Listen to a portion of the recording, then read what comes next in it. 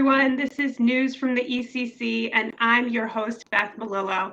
I'm a member of the Electronic Communications Committee, and one of our goals is to get SIOP members using social media and other electronic communications more frequently. I have here as my guest Paul, who's a longtime user of social media and electronic communications, Paul Spector. And Paul, I want to ask you a few questions about how you got started with your phenomenal blog and LinkedIn presence and all the other social forms of communication you use. So take it away. Tell us how you first got started. All right. I guess if I go back to the beginning, I got started with a website. So I was in my office one day, and Mike Brannick, who had the office next door, showed me that he created this website where you could post stuff for classes, and then students could go there and download it. So he gave me his home file. I uploaded it. I literally just changed all his information to me. Mike Brannick now was Paul Spector, and I was off and running with a website. So I started at first with just what he was doing, just put classroom stuff. And then over time, I kept adding things. So I had some assessments I developed, and people would write me or email me for copies and send paper copies. And eventually I thought, why not just put it all on the website, and that'll cut down on the cost of sending it. And it just expanded from there. So I can think of my social media and electronic activities sort of in two phases, the more passive and the more active. So in those days, this goes back to the early 90s, and listservs were around. And so I joined some listservs like RMNet, which is the Research Methods Division of Academy of Management. But mostly, I had the website, I posted some stuff on the website, and that was pretty much it. Then about maybe 4 years ago, my son convinced me that my old university website was obsolete. Most students now and people look at stuff on their phones. It wouldn't display properly on a phone. So I needed to get up to speed with WordPress and create a better website. So he showed me how to create a website, paulspector.com. He showed me how to use WordPress. Then he convinced me to start blogging.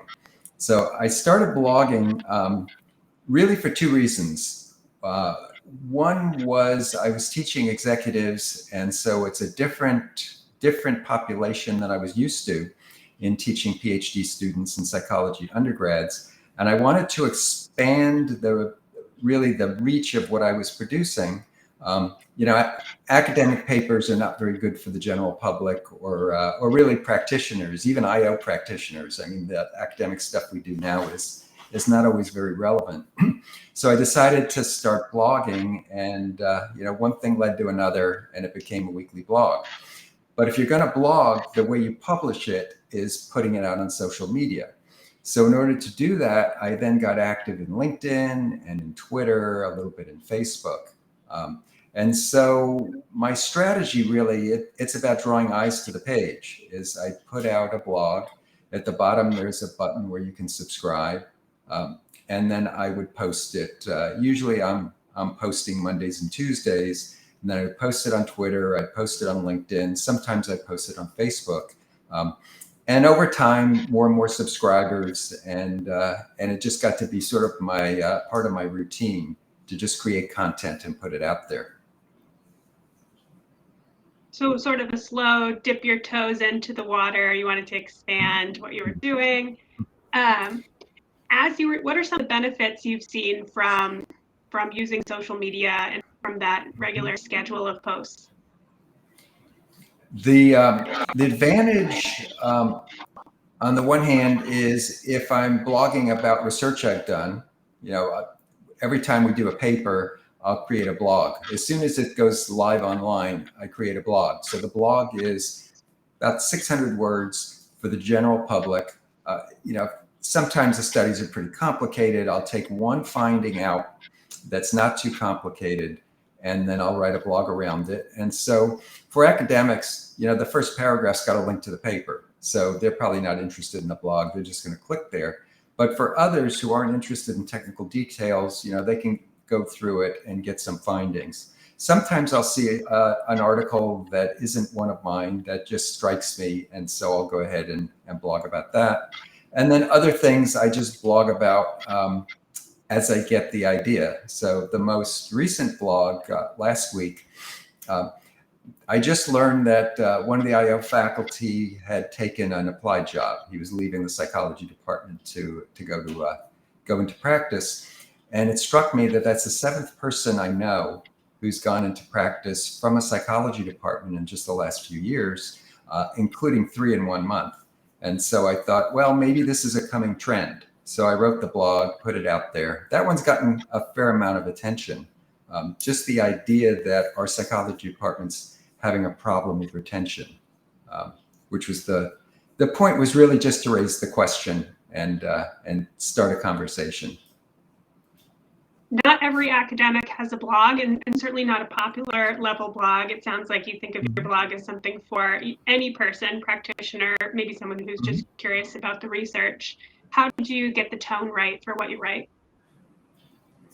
Early on, I was, if I go back like 30 years, maybe it's a little more than 30 years, I was just writing academic papers. Then I decided to write an IO textbook. Now, an IO textbook is not, an academic paper. It has to be written for a more general audience. And so that was an adjustment to having to write to a little bit different audience. What really helped me is when you write a textbook, they send it to people, mostly academics or probably entirely academics, to get feedback. And some gave me really good, very specific feedback about how to write, sort of tone it down for that audience. And the blog is just another step in that direction, is that, trying to pull out as much jargon as you can, trying to explain things in simple language, and also not making it too complicated. You have a paper and, you got lots of variables and lots of stuff going on. It doesn't work very well if you say, okay, I'll take out the jargon and just explain it simply, because you're explaining something that's way too complicated. No one's got the attention span to go through it all. And it's not appropriate for that audience either. Another thing that really helped me is over the years, I've done quite a bit of media, like interviews on radio, occasionally on TV, print journalists. And the one thing you learn doing that is it has to be simple. 3 bullets is a good point. So you're talking to a reporter, maybe they're recording you.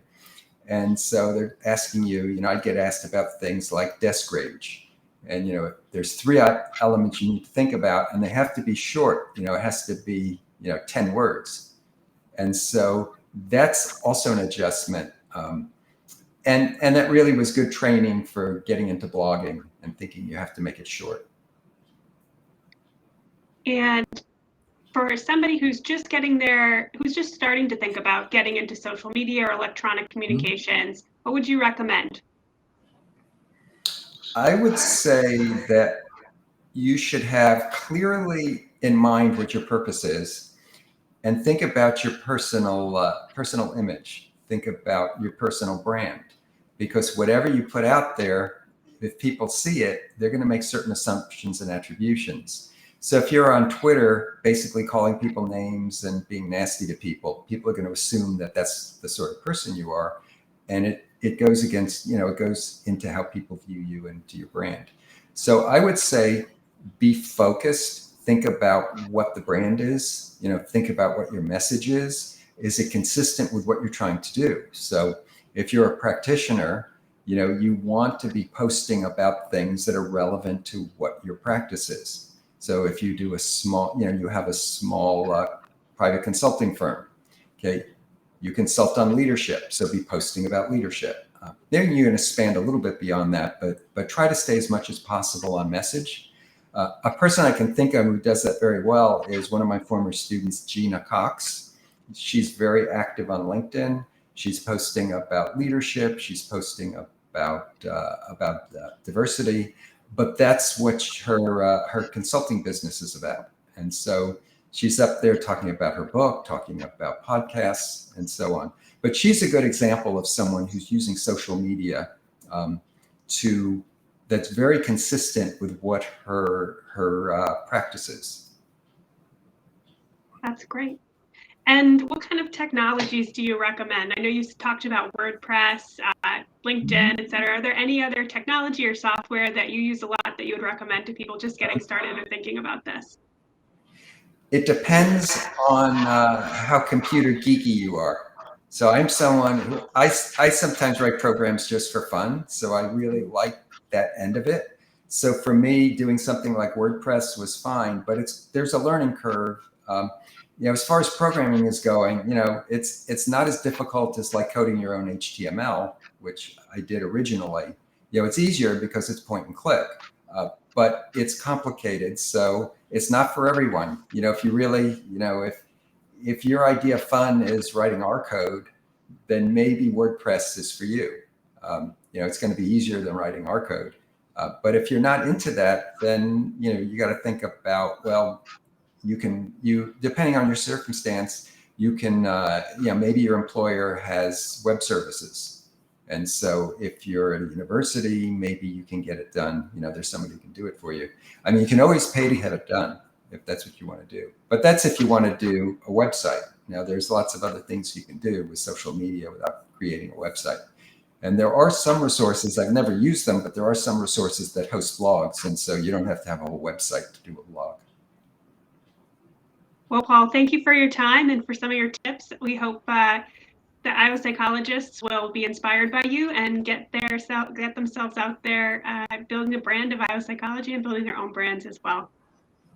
Nice to talk to you, Beth. Good to see you.